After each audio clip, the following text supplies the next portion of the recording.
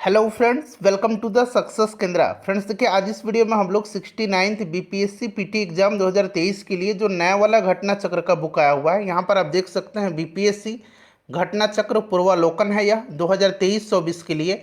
और यहाँ पर आप देख सकते हैं 69वीं एकीकृत संयुक्त प्रतियोगिता प्रारंभिक परीक्षा।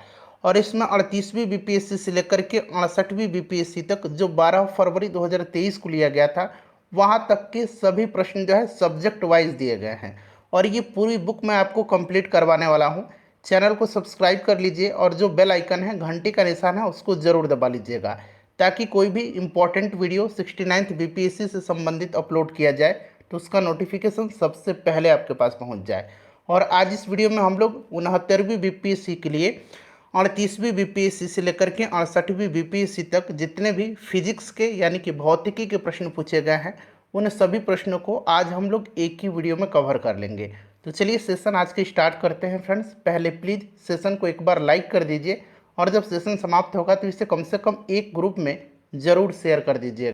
निम्नलिखित में से कौन सा फोटो इलेक्ट्रिक उपकरण डिजिटल अनुप्रयोगों के लिए सबसे उपयुक्त है? देखिए, ये प्रश्न जो है 68th बीपीएससी प्री जो 12 फरवरी 2023 को लिया गया था, उसमें पूछा गया है। फ्रेंड्स, जैसे मैंने आपको बताया कि आज इस वीडियो में हम लोग 69th बीपीएससी पीटी एग्जाम 2023 के लिए घटना चक्र का जो नया वाला बुक आया हुआ है, घटना चक्र पूर्वालोकन, जिसमें 38वीं बीपीएससी से लेकर के 68वीं बीपीएससी तक में जितने भी प्रश्न दिए गए हैं, उनमें से आज हम लोग फिजिक्स के प्रश्नों को यानी कि भौतिक विज्ञान के प्रश्नों को एक ही वीडियो में कवर करेंगे।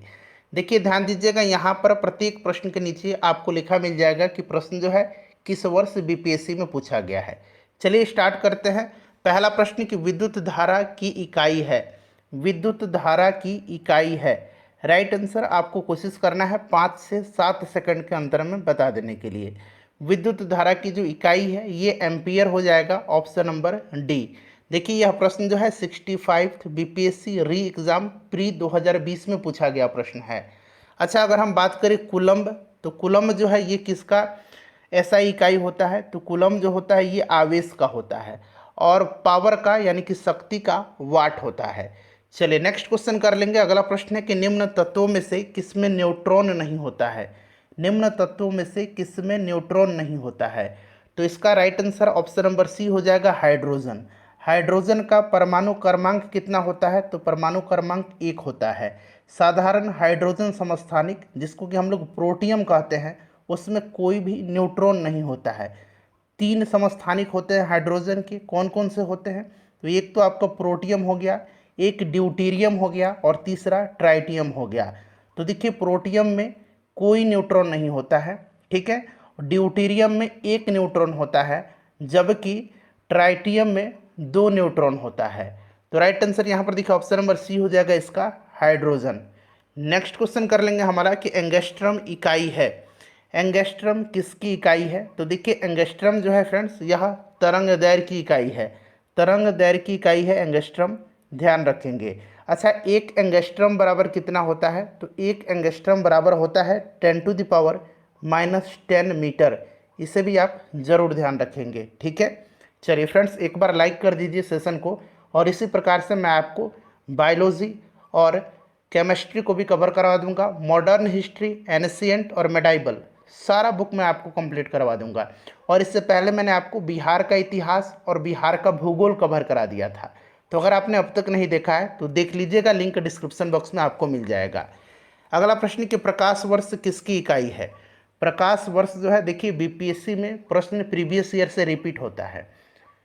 प्रकाश वर्ष किसकी इकाई है? तो देखिए, प्रकाश वर्ष जो है फ्रेंड्स यह दूरी की इकाई है। अच्छा, दूरी की सबसे बड़ी इकाई अगर पूछेगा तो क्या होगा? पारसेक होगा।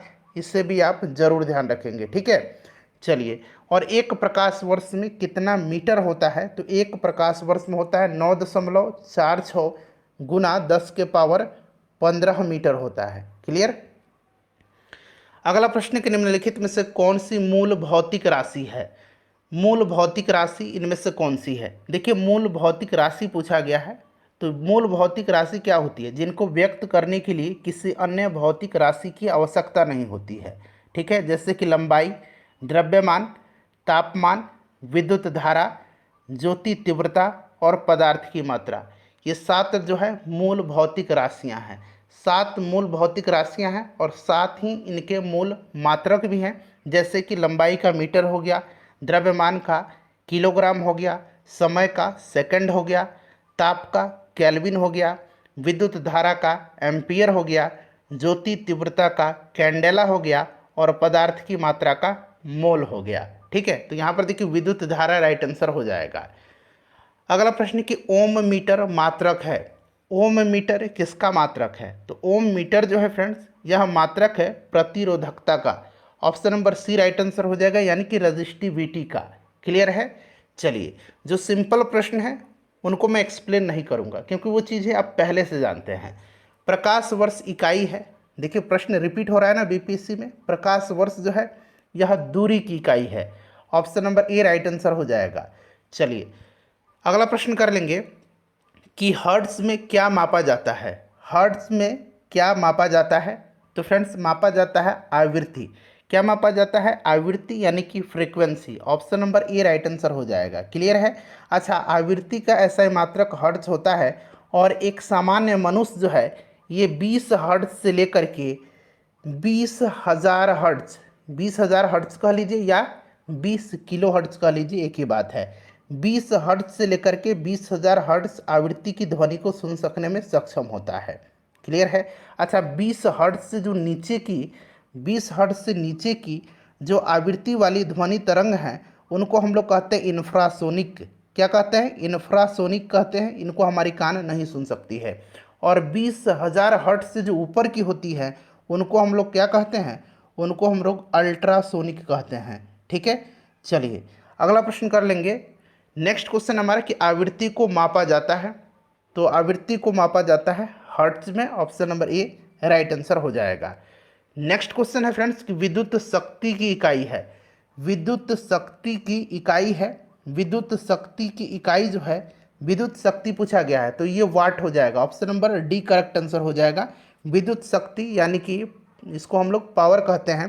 ये क्या होता है? कार्य बटा समय होता है, यानी कि वर्क अपॉन टाइम होता है। ठीक है, वर्क अपॉन टाइम होता है, याद रखेंगे। एम्पियर जो है यह विद्युत धारा का मात्रक है। कूलम जो है मैंने आपको बता दिया आवेश का है। चलिए नेक्स्ट क्वेश्चन है हमारा कि सौर विकिरण निम्न में से किस परास में दिखता है।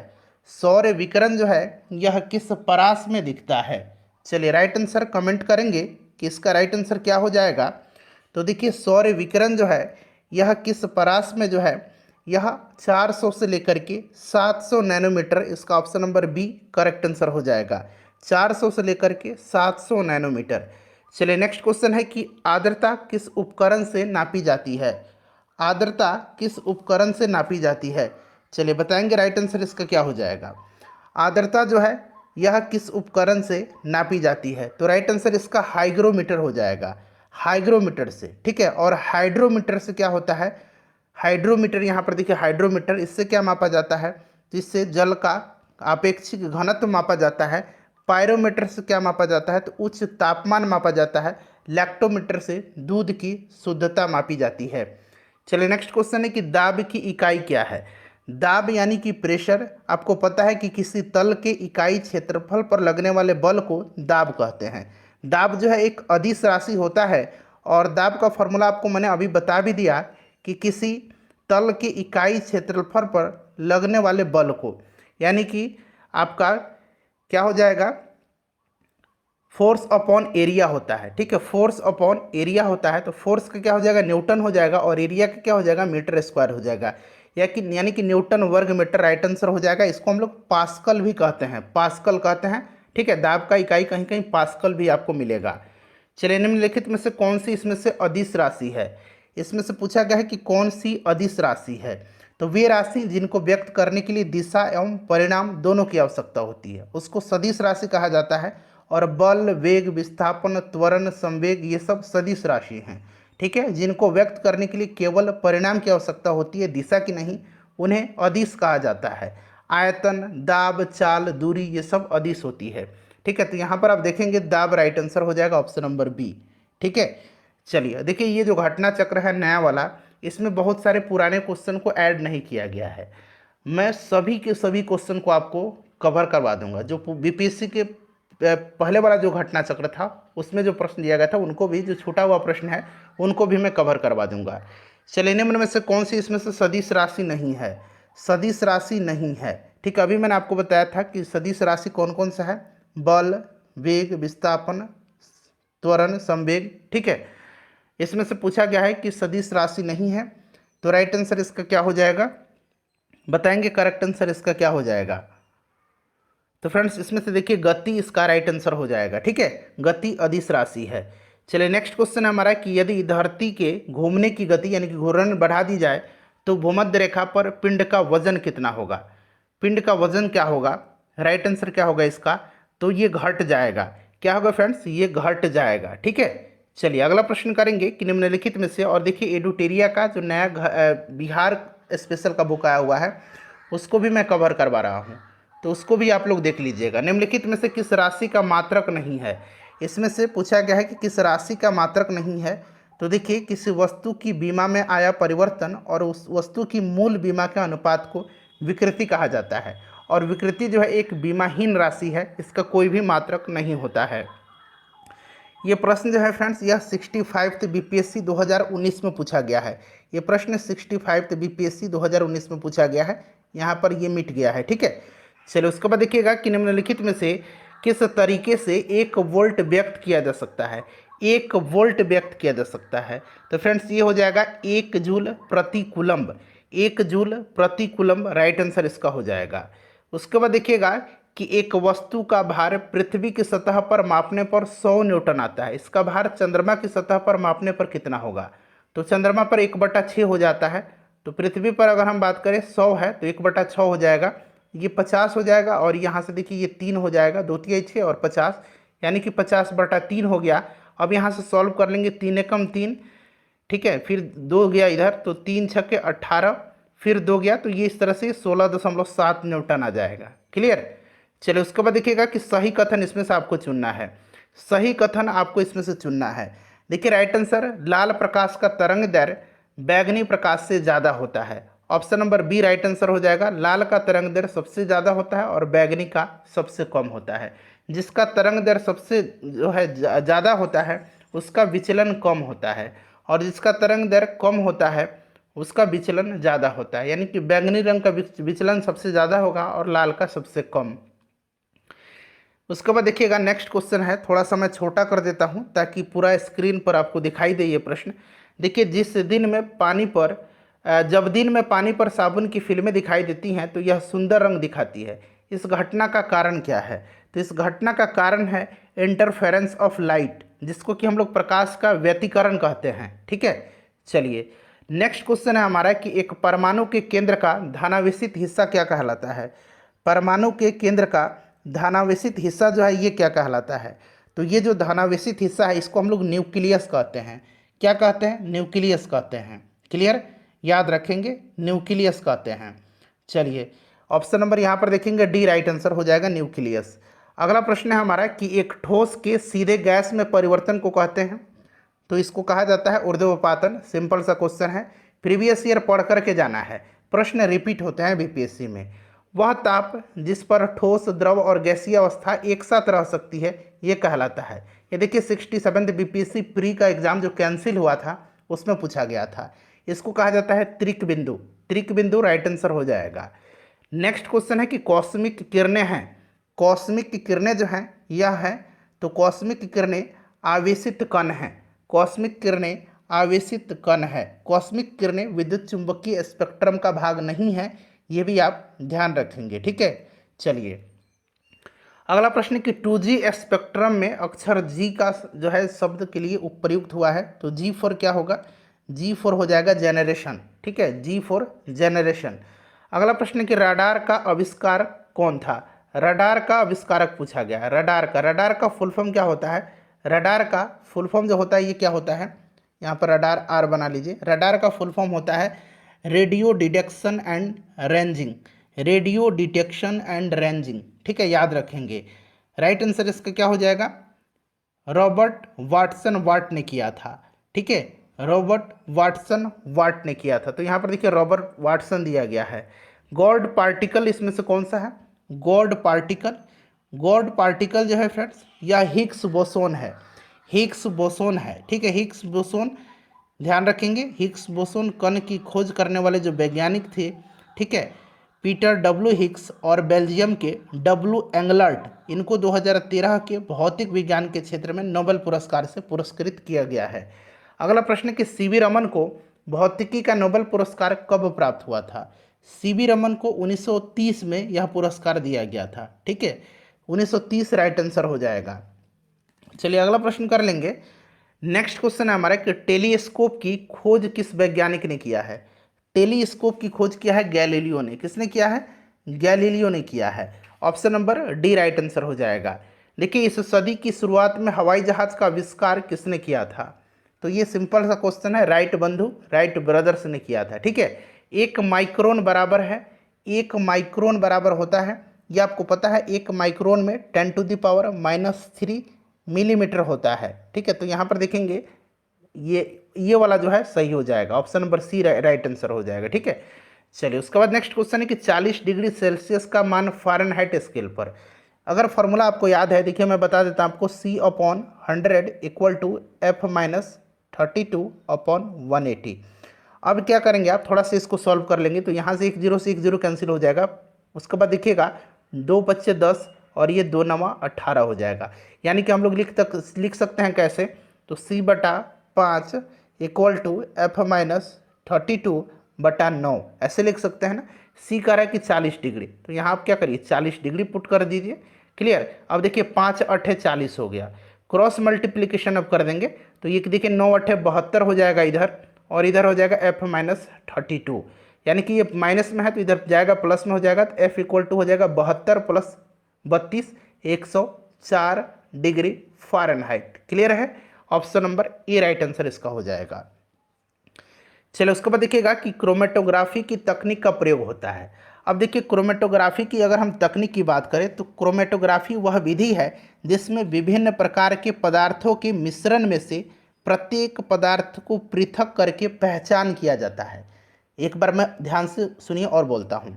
देखिए क्रोमेटोग्राफी वह विधि है जिसमें विभिन्न प्रकार के पदार्थों के मिश्रण में से प्रत्येक पदार्थ को पृथक करके पहचाना जाता है। तो देखिए रंगीन पदार्थों की पहचान करने में भी किया जाता है, अभी मैंने बताया ना, पहचाना जाता है, और मिश्रण से पदार्थों को अलग करने में भी किया जाता है। तो इसका ऑप्शन अब ही होगा 1 से अधिक, ठीक है। चलिए अगला प्रश्न कर लेंगे कि गति को सर्वप्रथम किसने परिभाषित किया? तो ये किया था किसने? गैलीलियो ने। अगला प्रश्न है हमारा कि लोलक की कालावधि यानी कि टाइम पीरियड किस पर निर्भर करती है? लोलक का जो टाइम पीरियड है ये होता है 2π√L/G होता है, ठीक है। अब यहाँ पर देखिए ये किस पर निर्भर कर रहा है, तो ये लंबाई पर निर्भर कर रहा है, लंबाई के ऊपर निर्भर करती है। ऑप्शन नंबर बी इसका राइट आंसर हो जाएगा, ठीक है। चलिए अगला प्रश्न कि बल गुणनफल है, बल गुणनफल किसका है? सिंपल सा क्वेश्चन है। F = क्या होता है? m × a होता है, ठीक है, यानी कि मास इंटू एक्सेलरेशन, यानी कि द्रव्यमान और त्वरण का, ठीक है। चलिए SI मात्रक न्यूटन होता है इसका, ये भी आप ध्यान रखेंगे। चलिए त्वरण ज्ञात करने के लिए सही फॉर्मूला, तो आपने पढ़ा होगा, ये पढ़ा होगा कि क्या होता है, V = U+AT होता है, ये फॉर्मूला आपने पढ़ा है ना, ठीक है। अब यहाँ से देखिए ये हम ये निकालेंगे, त्वरण ज्ञात करना है, तो यहाँ पर देखेंगे इधर AT छोड़ देंगे तो ये इधर जाएगा, तो V - U हो जाएगा, V - U।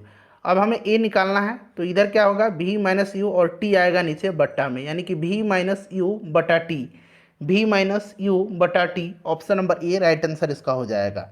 चलिए अगला प्रश्न है हमारा कि वॉशिंग मशीन का कार्यकारी सिद्धांत क्या है? वॉशिंग मशीन का कार्यकारी सिद्धांत क्या है? तो फ्रेंड्स यह जो है सिद्धांत क्या है वॉशिंग मशीन का, तो ये अपकेंद्रन है, सेंट्रीफ्यूगल है, अपकेंद्रन सेंट्रीफ्यूगल याद रखेंगे। अगला प्रश्न है कि निम्नलिखित में से कौन सी राशि सदिश नहीं है? कौन सी राशि इसमें से बताएंगे कि सदिश नहीं है? सदिश राशि इसमें से कौन सी नहीं है? चलिए यहाँ पर ध्यान दीजिएगा, इसमें से जो सदिश राशि नहीं है वो आपसे पूछा गया है, तो इसमें से सदिश राशि जो है कौन सा नहीं है? तो राइट आंसर इसका हो जाएगा, यहाँ पर देखिएगा सदिश राशि जो है इसमें से आपका आयतन नहीं है, ठीक है, बाकी वेग विस्थापन बल ये सदिश राशि हैं। नेक्स्ट क्वेश्चन है हमारा, अगला प्रश्न है, 1 मिनट रुक जाइए। हाँ, पदार्थ के संवेग और वेग के अनुपात से कौन सी भौतिक राशि जो है ये प्राप्त होती है? चलिए बताएंगे राइट आंसर इसका क्या हो जाएगा। करेक्ट आंसर क्या हो जाएगा? तो देखिए करेक्ट आंसर इसका हो जाएगा आपका द्रव्यमान। ठीक है, देखिए पदार्थ के संवेग से, ठीक है, संवेग एम भी और वेग के अनुपात से, तो भी से भी कैंसिल हो जाएगा, बचेगा द्रव्यमान। अगला प्रश्न है कि आप एक लिफ्ट में खड़े हैं, ठीक है, ध्यान से पढ़िएगा। लिफ्ट के फर्श पर आपके भार द्वारा लग रहा बल, सभी ऑप्शन को पढ़िए। देखिए राइट आंसर मैं बता देता हूँ, लिफ्ट के 9.8 मीटर पर सेकंड स्क्वायर के त्वरण से नीचे आते समय शून्य होगा। ठीक है, तो ये वाला स्टेटमेंट जो है बिल्कुल सही दिया गया है। अगला प्रश्न करेंगे कि यदि एक पंख, एक रबर की गेंद और एक लकड़ी की गेंद निर्वात में एक समान ऊंचाई से स्वतंत्रता पूर्वक एक साथ जो है गिर रही हैं तो क्या होगा? चलिए सभी ऑप्शन को ध्यान से पढ़िएगा। तो क्या होगा फ्रेंड्स? तीनों एक ही साथ नीचे गिरेंगे, तीनों एक साथ जमीन पर पहुंचेंगे। ठीक है, ऑप्शन नंबर इसका डी राइट आंसर हो जाएगा। अगला प्रश्न है कि प्रकाश की गति किसके बीच से जाते हुए न्यूनतम होती है? अब यहाँ पर ध्यान से सुनिएगा, जिसका भी अपवर्तनांक ज़्यादा होता है उसमें प्रकाश की गति जो होती है वो न्यूनतम होती है। जिसका अपवर्तनांक ज़्यादा होता है यानी कि इसमें कांच का अपवर्तनांक जो है ये ज़्यादा है, इसीलिए इसमें प्रकाश की गति न्यूनतम होगी। अच्छा, प्रकाश की गति जो है, प्रकाश की गति अधिकतम कहाँ होती है, जरा आप मुझे कमेंट करके बताएंगे। चलिए अगला प्रश्न कर लेंगे कि प्रकाश का वर्ण विक्षेपण संभव है, तो ये प्रिज्म के द्वारा, प्रिज्म से जब 7 रंग के जब श्वेत प्रकाश को गुजारा जाता है तो ये 7 रंगों में विभाजित हो जाता है। कितने रंगों में? 7 रंगों में। ये होता है वर्ण विक्षेपण। ठीक है, वह प्रिज्म द्वारा राइट आंसर हो जाएगा इसका। ध्वनि की तीक्ष्णता किसके द्वारा निर्धारित की जाती है? ध्वनि की तीक्ष्णता जो है यह निर्धारित किसके द्वारा की जाती है? चलिए बताएंगे इसका राइट आंसर क्या हो जाएगा। ध्वनि की तीक्ष्णता जो है यह किसके द्वारा निर्धारित की जाती है? तो ये ध्वनि का तरंग दैर्घ्य के द्वारा, ध्वनि का तरंग दैर्घ्य राइट आंसर हो जाएगा। देखिए 68th बीपीएससी में ये प्रश्न पूछा गया है 2023 में। अगला प्रश्न कि निम्नलिखित में से कौन सा फोटो इलेक्ट्रिक उपकरण डिजिटल अनुप्रयोगों के लिए सबसे उपयुक्त है? ये भी प्रश्न देखिए 68th बीपीएससी 2023 में पूछा गया है। फोटो इलेक्ट्रिक उपकरण डिजिटल अनुप्रयोगों के लिए सबसे उपयुक्त है, तो ये फोटो डायोड है। फोटो डायोड राइट आंसर हो जाएगा। चलिए अगला प्रश्न कर लेंगे कि बॉल बेयरिंग का उपयोग स्थैतिक घर्षण को निम्नलिखित में से किसमें परिवर्तित करने के लिए किया जाता है? बॉल बेयरिंग का उपयोग स्थैतिक घर्षण को निम्नलिखित में से किसमें परिवर्तित करने के लिए किया जाता है? तो फ्रेंड्स ये रोलिंग घर्षण में, रोलिंग घर्षण इसका राइट आंसर हो जाएगा। 68th बीपीएससी का प्रश्न है। फुटबॉल के खेल में एक गोलकीपर फुटबॉल के गोल में पकड़ने के बाद, गेंद को पकड़ने के बाद अपने हाथों को पीछे की ओर खींचता है। यह गोलकीपर को किस प्रकार सक्षम बनाता है? तो राइट आंसर क्या हो जाएगा बताएंगे? संवेग परिवर्तन की दर को कम करने में, ताकि उसके हाथ पर चोट कम लगे। ठीक है, ये भी प्रश्न देखिए 68th में ही पूछा गया प्रश्न है। चलिए अनुदैर्घ्य तरंगों का उदाहरण है, अनुदैर्घ्य तरंग का उदाहरण इसमें से कौन सा है? अनुदैर्घ्य तरंग का उदाहरण जो है ये ध्वनि तरंग है। ध्वनि अनुदैर्घ्य है, प्रकाश जो है ये अनुप्रस्थ है, प्रकाश अनुप्रस्थ है। ठीक है, प्रकाश अनुप्रस्थ तरंग है, याद रखना आपको। चलो उसके बाद देखिएगा कि जब एक ध्वनि तरंग एक माध्यम से दूसरे माध्यम में जाती है तो वह राशि जो अपरिवर्तित रहती है। तो ये आपको पता है कि जब ध्वनि तरंग एक माध्यम से दूसरे माध्यम में जाती है तो उसकी आवृत्ति नहीं बदलती है, आवृत्ति नहीं बदलती है, बाकी जो भी है चाल, आयाम, तरंग दर ये बदल जाते हैं। चलिए अगला प्रश्न कि वायु में ध्वनि तरंग होती है, वायु में ध्वनि तरंग होती है, तो अभी मैंने बताया अनुदैर्घ्य तरंग है। क्लियर। चलिए प्रकाश अनुप्रस्थ है। रेत और नैप्थलीन के मिश्रण को किसके द्वारा पृथक किया जाता है? रेत और नैप्थलीन के मिश्रण को पृथक किया जाता है किसके द्वारा? तो ये ऊर्ध्वपातन के द्वारा, सब्लिमेशन के द्वारा पृथक किया जाता है।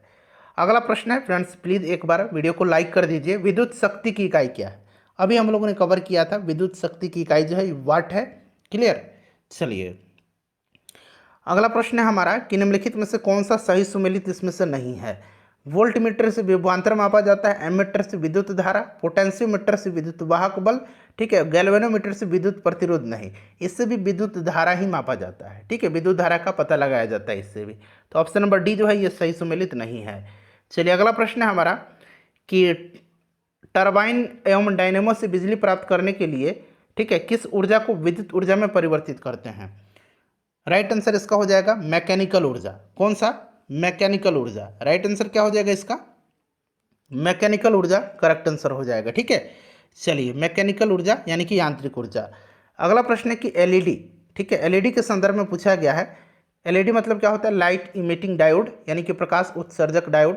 कौन सा कथन गलत है? एलईडी प्रकाश स्रोत ऊर्जा को कम खपत करते हैं, सही है। एलईडी प्रकाश बल्बों से अधिक अवधि तक कार्य करते हैं, ये भी सही है। एलईडी में पारा प्रयुक्त होता है जो मनुष्य के लिए हानिकारक होता है, यही गलत दिया गया, इसमें पारा प्रयुक्त नहीं होता है। ठीक है, कौन सा कथन जो है गलत है? तो ऑप्शन नंबर सी। चलिए बाकी सभी सही है। अगला प्रश्न है कि केंद्राभिमुखी बल किसके लिए जिम्मेदार है? केंद्राभिमुखी बल जो है यह किसके लिए जिम्मेदार है? बताएंगे इसका राइट आंसर क्या हो जाएगा? करेक्ट आंसर इसका क्या हो जाएगा? तो करेक्ट आंसर जो होगा इसका क्या हो जाएगा? तो देखिए, वस्तुओं को वृत्ताकार पथ पर गतिमान रखना, option number B right answer हो जाएगा। केंद्राभिमुखी बल यानी कि अभिकेंद्री बल की बात किया जा रहा है। चलिए उसके बाद नेक्स्ट क्वेश्चन है हमारा कि निम्नलिखित में से किस ऊर्जा परिवर्तन में घर्षण बल शामिल होता है? घर्षण बल शामिल होता है किसमें? घर्षण बल तो गतिज ऊर्जा से उष्मा ऊर्जा में। ठीक है, option number A right answer इसका हो जाएगा। ये 68th बीपीएससी में पूछा गया प्रश्न है। उसके बाद देखिए, एक बस, ये भी 68th बीपीएससी का है। एक बस सीधे रास्ते पर चल रही है और अचानक दाईं ओर मुड़ जाती है, तो उसमें जो यात्री बैठे हुए थे वो बाईं ओर मुड़ जाएंगे, इस चीज़ को ध्यान रखना है, तो बाईं ओर झुकेंगे। ठीक है, चलिए अगला प्रश्न है हमारा कि 100 वाट का बिजली का बल्ब है, 10 घंटे जलता है तो खर्च होगी। मैंने आपको तरीका कई बार बताया, 100 वाट है, 10 घंटे जलता है। ठीक है, तो बटा 1000 कर दीजिए, जो भी दिया गया ऊपर गुना करके 1000 से बटा कर देना है आपको, एक जीरो से, बाकी ये 2 जीरो से 2 जीरो, यानी कि 1 वाट 1 यूनिट 1 इकाई इसका राइट आंसर हो जाएगा। ठीक है, चलिए एक सामान्य शुष्क सेल में विद्युत अपघट्य होता है। एक सामान्य शुष्क सेल में विद्युत अपघट्य होता है, बताएंगे राइट आंसर इसका क्या हो जाएगा? तो फ्रेंड्स ये होता है अमोनियम क्लोराइड का, अमोनियम क्लोराइड का। ठीक है, अमोनियम क्लोराइड का। चलिए नेक्स्ट क्वेश्चन करेंगे कि डायनेमो, डायनेमो क्या करता है? डायनेमो जो है यह यांत्रिक ऊर्जा को विद्युत ऊर्जा में परिवर्तित करता है, यांत्रिक ऊर्जा को विद्युत ऊर्जा में परिवर्तित करता है। ठीक है, याद रखेंगे आप। चलिए नेक्स्ट क्वेश्चन हमारा विद्युत मोटर में, अब विद्युत मोटर भी साथ साथ आ गया। तो विद्युत मोटर क्या करता है? विद्युत ऊर्जा को यांत्रिक ऊर्जा में परिवर्तित करता है, विद्युत ऊर्जा को यांत्रिक ऊर्जा में। ऑप्शन नंबर सी हो जाएगा इसका आंसर। नेक्स्ट क्वेश्चन है, एक क्षैतिज वृत्त में स्थिर चाल से घूम रहे पिंड के लिए निम्नलिखित में से कौन स्थिर रहेगा? इसमें से कौन सा स्थिर रहेगा? बताएंगे राइट आंसर इसका क्या होगा? तो ये गतिज ऊर्जा इसमें स्थिर रहेगा। ठीक है, चलिए अगला प्रश्न है कि कुकिंग ताप पर स्थिर रहने वाला क्लोरीन युक्त कृत्रिम स्वीटनर जिसका रूप तथा स्वाद शक्कर की तरह होता है, निम्नलिखित में से कौन सा है? तो फ्रेंड्स यह जो है यह सुक्रालोज है। कौन सा है? सुक्रालोज है, इंपॉर्टेंट है, इसको आप ध्यान रखिएगा। ठीक है, चलिए अगला प्रश्न हमारा कि दृष्टि की खराबी निकट दृष्टि दोष को किस नाम से जाना जाता है? निकट दृष्टि दोष को मायोपिया कहा जाता है और दीर्घ दृष्टि दोष को हाइपरमेट्रोपिया कहा जाता है। तो निकट के लिए मायोपिया ऑप्शन में नहीं है, इसलिए उपरोक्त में से कोई नहीं हो जाएगा। मायोपिया कहा जाता है, यहाँ मैं लिखता हूँ मायोपिया, मायोपिया कहा जाता है। ठीक है, और दीर्घ के लिए हाइपरमेट्रोपिया। अगला प्रश्न हमारा कि निकट दृष्टि दोष किसके प्रयोग से उपचारित किया जा सकता है? निकट अवतल लेंस से, ठीक है, और दीर्घ उत्तर लेंस से। विद्युत धारा निम्न में से किस उपकरण से नापी जाती है? विद्युत धारा किस उपकरण से नापी जाती है? तो बहुत ही सिंपल सा क्वेश्चन है, एम मीटर से। ठीक है, एम मीटर से नापी जाती है। चलिए, और पोटेंशियोमीटर से क्या नापा जाता है? ध्यान रखेंगे, किसी भी सेल के ईएमएफ का माप किया जाता है इससे, पोटेंशियोमीटर से। ठीक है, चलो उसके बाद देखिएगा कि विद्युत धारा किस उपकरण से नापी जाती है? तो सेम क्वेश्चन है, शायद रिपीट हो गया। हाँ जी, सेम ही क्वेश्चन है ये, नहीं ये देखिए 64th में पूछा गया है और यहाँ पर देखिए 65th में पूछा गया है, इसीलिए मैंने बताया कि प्रश्न रिपीट होता है। ठीक है, चलिए एम मीटर इसका भी राइट आंसर हो जाएगा। प्रकाश में 7 रंग होते हैं और रंगों को अलग करने का क्या तरीका है? तो सीधी सी बात है, रंगों को प्रिज्म में से गुजार दिया जाएगा, ये रंग 7 रंग में बढ़ जाएंगे। ठीक है, चलिए प्रिज्म से रंगों को अलग अलग किया जा सकता है। प्रकाश वर्ष का संबंध है दूरी से, कई बार प्रश्न देखिए रिपीट हो रहा है। चलिए, यदि किसी ऐनक के लेंसों की शक्ति +2 डायोप्टर है, यानी कि इससे पता चला है कि वह लेंस क्या है, उत्तल लेंस है, क्योंकि यहाँ डायोप्टर प्लस में दिया गया है। क्लियर, क्षमता पॉजिटिव है। तो इसकी फोकस दूरी क्या होगी? अब आपको देखिए, मैंने बताया था कि power of lens equal to होता है 1/f, और इस फोकस दूरी को आप हमेशा मीटर में काउंट करेंगे। किस में? मीटर में। अब पावर ऑफ लेंस दिया गया है 2 डायोप्टर, और हमें निकालना है फोकस दूरी, यानी कि हमें f निकालना है। अब निकाल लीजिए भाई। इसमें क्या है कि f इक्वल टू क्या हो जाएगा, f इधर चला जाएगा और E2 नीचे आ जाएगा, यानी कि ये आधा मीटर हो जाएगा। मैंने बताया ना, फोकस दूरी हमेशा मीटर में काउंट करेंगे, यानी कि ये आधा मीटर हो गया। आधा मीटर का मतलब क्या हो गया? आधा मीटर का मतलब हो गया 50 सेंटीमीटर। ठीक है, 100 सेंटीमीटर में 1 मीटर होता है, तो आधा मीटर में 50 सेंटीमीटर ही तो होगा। चलिए आगे बढ़ जाएंगे। अब नेक्स्ट क्वेश्चन कर लेंगे कि चुंबकीय सुई किस तरफ संकेत करती है। चुंबकीय सुई जो है, यह संकेत हमेशा उत्तर की तरफ करती है, उत्तर दिशा की तरफ। चुंबकत्व का अनुचुंबकनीय सिद्धांत निम्न में से किसके द्वारा प्रदर्शित होता है? अनुचुंबकीय पूछा गया है। अनुचुंबकीय सिद्धांत जो है यह प्लैटिनम के द्वारा प्रदर्शित होता है। पीतल एक मिश्र धातु है। देखिए, ये अब रसायन का प्रश्न भौतिकी में दे दिया गया है, तो ये जिंक और तांबा का मिश्रण है। ठीक है, जिंक और तांबा का मिश्रण है, ध्यान रखेंगे आप। चलिए आगे बढ़ेंगे, तांबा और जस्ता का। ठीक है, चलिए उसके बाद नेक्स्ट क्वेश्चन है हमारा कि श्वेत प्रकाश को नली में कैसे उत्पन्न करते हैं। श्वेत प्रकाश को नली में कैसे उत्पन्न करते हैं? तो तंतु को गर्म करके, तंतु को गर्म करके। चलिए अगला प्रश्न है कि आइंस्टीन को नोबेल पुरस्कार किस कार्य पर मिला था?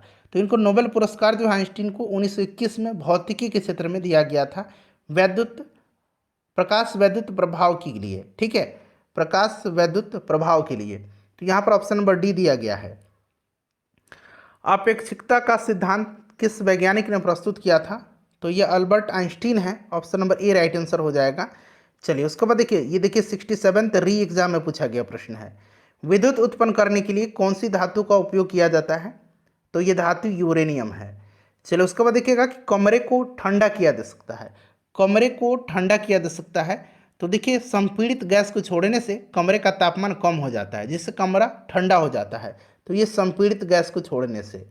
आमतौर पर सुरक्षा फ्यूज लगाने के लिए प्रयोग होने वाला तार किस पदार्थ का बना होता है? यानी कि फ्यूज की बात की जा रही है। फ्यूज जो बना होता है यह टीन और शीशे का मिश्र धातु होता है।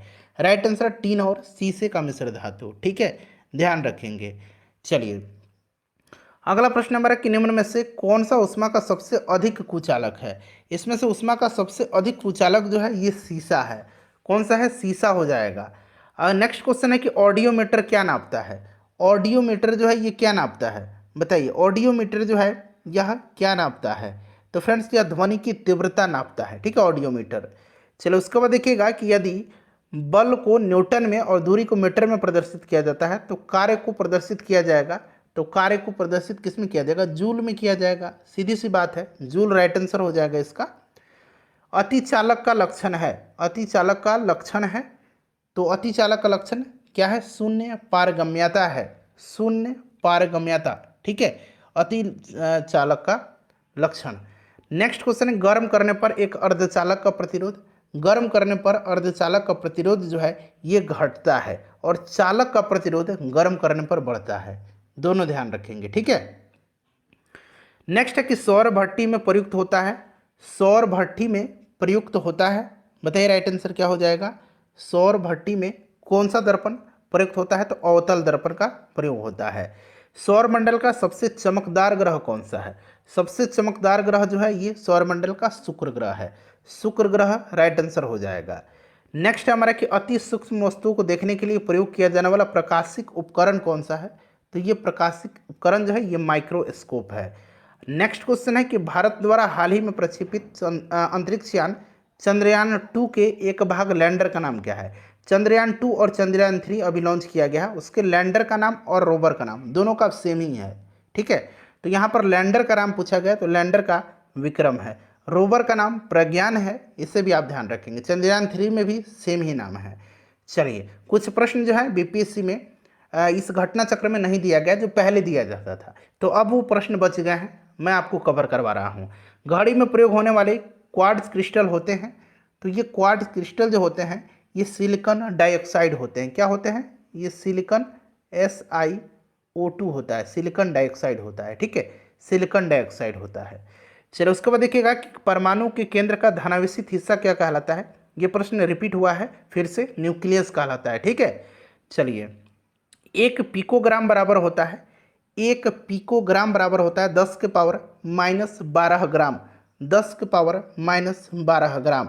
चलो उसके बाद देखिए ये प्रश्न देख लीजिएगा, ये न्यूमेरिकल है, 66 बीपीएससी में पूछा गया है।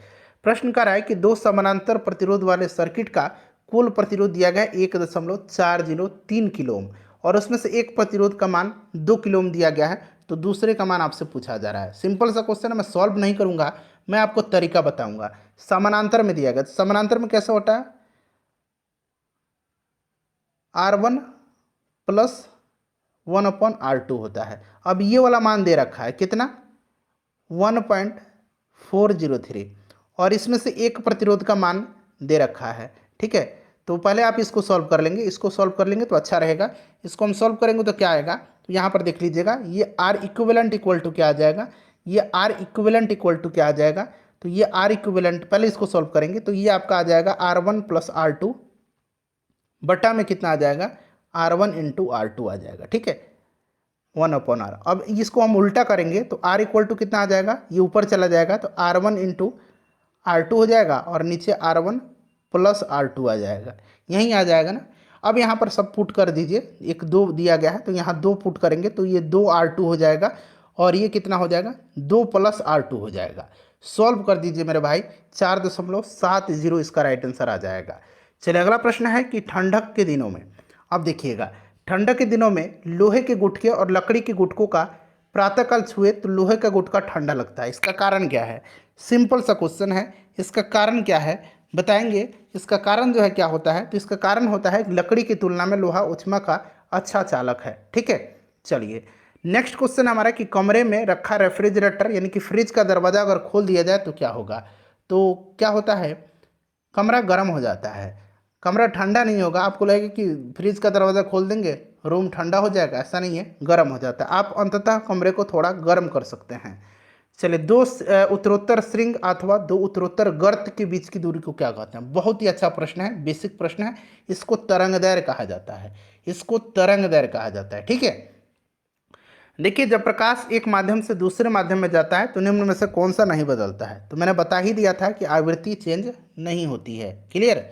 चलिए नेक्स्ट क्वेश्चन है, देखिए रिपीट भी हुआ है प्रश्न, पढ़ने में काम आने वाले ग्लास लेंस किस प्रकार के लेंस होते हैं। तो ये लेंस जो होते हैं किस प्रकार के होते हैं पढ़ने वाले, तो फ्रेंड्स ये उत्तल होते हैं। कैसे होते हैं, उत्तल होते हैं, ठीक है। प्रकाश विकिरणों की प्रकृति कैसी होती है, प्रकाश विकिरणों की प्रकृति जो होती है ये आपका तरंग और कण दोनों के समान होती है, ठीक है, तरंग और कण दोनों के समान होती है।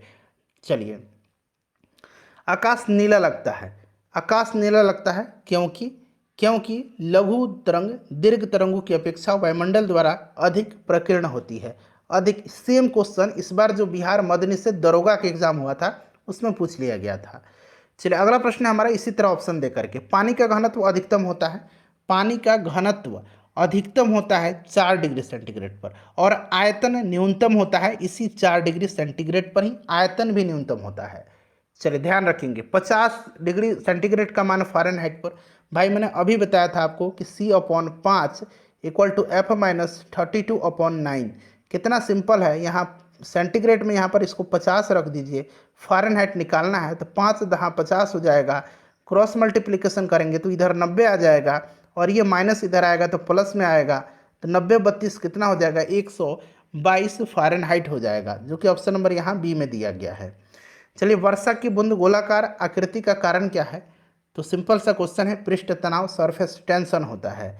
सबसे ज़्यादा सायनता होती है, सायनता इसमें से सबसे ज़्यादा किसकी होगी, तो सबसे ज़्यादा इसमें से सायनता शहद की होती है। जो जितना गाढ़ा होगा उतनी ही उसकी सायनता अधिक होगी, शहद की अधिक होगी। इसके बाद खून होगा, खून के बाद जो है फ्रेंड्स जल का होगा, और फिर वायु का होगा। इस ऑप्शन के हिसाब से शहद में सबसे ज़्यादा होगा, ठीक है। चलिए नेक्स्ट क्वेश्चन है हमारा कि महासागर में ऊंची जल तरंगे कैसे आती हैं। तो ये महासागर में ऊंची जल तरंगे चंद्रमा की गुरुत्वाकर्षण बल के परिणाम है, ठीक है। तो ये आपका चंद्रमा राइट आंसर हो जाएगा। नेक्स्ट क्वेश्चन है, अगला प्रश्न हमारा है कि जब एक पत्थर को चांद की सतह से पृथ्वी पर लाया जाता है तो बताएंगे इसमें से ऑप्शन को ध्यान से पढ़ करके। अच्छा प्रश्न है। इसका भार बदल जाएगा परंतु द्रव्यमान नहीं बदलेगा। द्रव्यमान हमेशा नियत रहता है, ठीक है, द्रव्यमान नहीं बदलेगा, इसका भार बदल जाएगा। नेक्स्ट क्वेश्चन है कि सौर ऊर्जा निम्न में से किससे प्राप्त होती है। सिंपल सा क्वेश्चन, सूर्य से सौर ऊर्जा मिलता है। सूर्य पर ऊर्जा का निर्माण होता है। सूर्य पर ऊर्जा का निर्माण नाभिकीय संलयन अभिक्रिया के द्वारा होता है। नाभिकीय संलयन अभिक्रिया के द्वारा। प्रथम भारतीय उपग्रह आर्यभट्ट कब छोड़ा गया था। आर्यभट्ट को छोड़ा गया था कब, तो फ्रेंड्स ये 19 अप्रैल 1975 को आर्यभट्ट को छोड़ा गया था। अगला है कि विद्युत चुंबकीय तरंगों का वेग होता है। विद्युत चुंबकीय तरंगों का वेग जो होता है ये होता है कैसा, तो राइट आंसर इसका क्या हो जाएगा, 3 × 10⁸ मीटर पर सेकंड, ठीक है। और होता है क्यों, तो देखिए विद्युत चुंबकीय तरंग क्या पूछा गया है, तो इनकी जो चाल होती है ये निर्वात में प्रकाश के चाल के बराबर होती है, इसीलिए 3 × 10⁸ मीटर पर सेकंड हो जाएगा। नेक्स्ट क्वेश्चन है कि सूर्य का प्रकाश पृथ्वी पर पहुंचता है। सूर्य का प्रकाश पृथ्वी पर पहुंचता है कितना देर में, तो 499 सेकंड, यानी कि 8 मिनट 19 सेकंड कहेंगे। 8 मिनट 19 सेकंड, ठीक है, 8 मिनट 19 सेकंड। तो यहाँ पर ऑप्शन में नहीं है, उपरोक्त में से कोई नहीं इसका राइट आंसर हो जाएगा, ठीक है। चलिए, सौरमंडल का सबसे बड़ा ग्रह कौन सा है, तो ऑब्वियसली बृहस्पति राइट आंसर हो जाएगा इसका। निम्न में से कौन सी धातु रोशनी के बल्बों के फिलामेंट के रूप में प्रयोग की जाती है, तो ये टंगस्टन है। Option number D right answer हो जाएगा। कौन सी अर्धचालक यानी कि सेमीकंडक्टर के रूप में ट्रांजिस्टर में प्रयोग होता है, तो सेमीकंडक्टर के रूप में ट्रांजिस्टर में जर्मेनियम का इस्तेमाल किया जाता है। जर्मेनियम यहाँ पर राइट आंसर हो जाएगा। अगला प्रश्न है कि परमाणु के नाभिक के अवयव हैं। नाभिक में क्या होता है, नाभिक में प्रोटॉन और न्यूट्रॉन होता है। नाभिक में प्रोटॉन और न्यूट्रॉन होता है, और इलेक्ट्रॉन जो है ये कक्षा में बाहर चक्कर लगाता है, ठीक है। चलिए, अगला प्रश्न है हमारा कि निम्नलिखित में से कौन वैकल्पिक ऊर्जा का सबसे बड़ा भंडार है। वैकल्पिक ऊर्जा का सबसे बड़ा भंडार जो है ये सौर ऊर्जा है। सौर ऊर्जा इसका राइट आंसर हो जाएगा। चलिए, परमाणु बम का सिद्धांत आधारित है। परमाणु बम का सिद्धांत आधारित किस पर है, तो परमाणु बम का सिद्धांत जो है यह आधारित है नाभिकीय विखंडन पर। विखंडन राइट आंसर हो जाएगा, ठीक है। नेक्स्ट क्वेश्चन है हमारा कि वायु में कौन सी नोबेल गैस नहीं होती है। वायु में कौन सी नोबेल गैस नहीं होती है, और वायुमंडल में सबसे अधिक कौन सी नोबेल गैस पाई जाती है, तो सबसे अधिक आर्गन पाया जाता है। और वायु में नोबेल गैस जो नहीं होती है ये रेडॉन है, ठीक है, रेडॉन नहीं होता है। देखिए, बिजली की खपत के बिल किसके मापन पर आधारित है, तो बिजली के बिल का मापन जो होता है ये होता है किसमें, राइट आंसर क्या हो जाएगा, तो ये वाट में होता है। तो केवल एक इसका राइट आंसर हो जाएगा, ठीक है। चलिए, अगला प्रश्न है कि सबसे भारी धातु निम्नलिखित में से कौन सा है। इनमें से सबसे भारी धातु कौन सा है, तो फ्रेंड्स ये यूरेनियम हो जाएगा, ठीक है। चलिए फ्रेंड्स, प्लीज़ लाइक कर दीजिएगा। सारा फिजिक्स का प्रश्न मैंने कवर करा दिया, कल बायोलॉजी में आपको करवा दूंगा, ठीक है। चलिए, इनसेट 2A को कब छोड़ा गया था, वीडियो को लाइक कर दीजिए और इसको शेयर कर दीजिएगा। 10 जुलाई 1992 को छोड़ा गया था इनसेट 2A।